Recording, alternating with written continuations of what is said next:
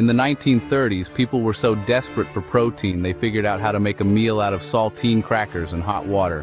And if you think that sounds disgusting, you are going to be shocked at what we're cooking today. We've romanticized scarcity for a decade, but back then, it wasn't a lifestyle choice, it was survival.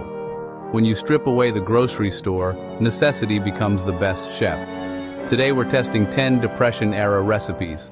We're finding out which ones taste like poverty and which ones deserve a spot in your kitchen. Number 7. It was invented to insult a president, but it might be the best thing we make. In the 1930s, unemployment hit 25%. If you had a nickel, you bought lard. A penny, potatoes. Nothing? You got creative. But here's the thing, that creativity isn't just history. It's a masterclass in utility. We're ranking on cost per serving and modern palate.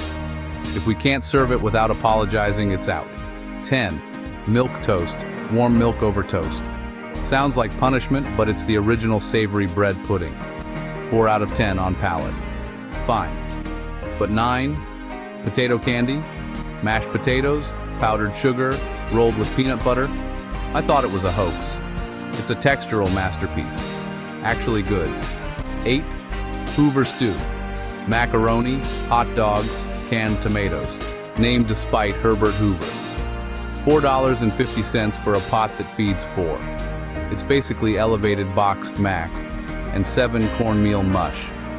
Fry leftover cornmeal mush in butter until crispy. Think of it as the original polenta. 7 out of 10. Okay, pause. We're 2 minutes in and you're watching people cook with lard and hot dogs. But I know why you're still here. It's not to relive the Great Depression. It's because inflation is out of control.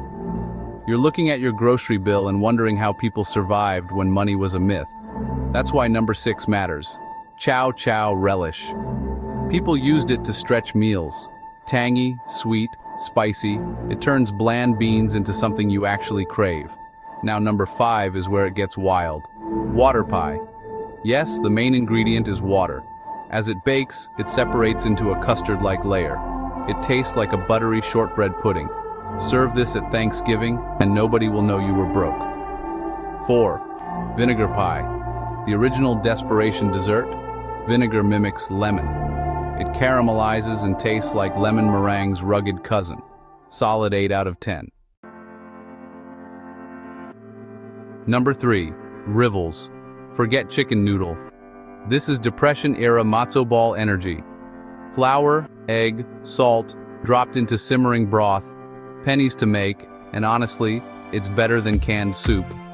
Number 2. Spam and eggs breakfast skillet. Spam became a staple because it was cheap, shelf-stable, and salty.